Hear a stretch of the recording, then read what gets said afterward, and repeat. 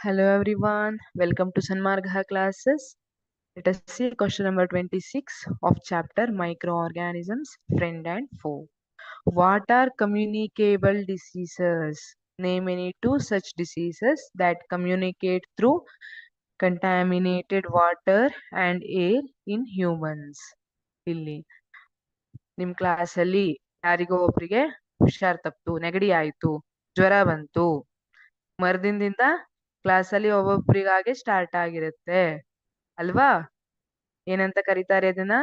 Communicable diseases ಅಂತ ಕರೀತಾರೆ. ಈಗ ಯಾರೋ ಒಬ್ನು ಬಿದ್ದು ಗಾಯ ಮಾಡ್ಕೊ ಬಂದ, ಮರುದಿನದಿಂದ ಎಲ್ಲರೂ ಕ್ಲಾಸಲ್ಲಿ ಬಿದ್ದು ಗಾಯ ಮಾಡ್ಕೊಳ್ಳೋದಿಲ್ಲ, ಅದನ್ನ ಕಮ್ಯುನಿಕೇಬಲ್ ಅಂತ ಹೇಳೋದಿಲ್ಲ. Difference ಗೊತ್ತಾಗ್ತಿದ್ಯಾ?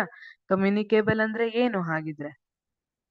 The diseases which are spreads from one person to another through infection are called communicable diseases.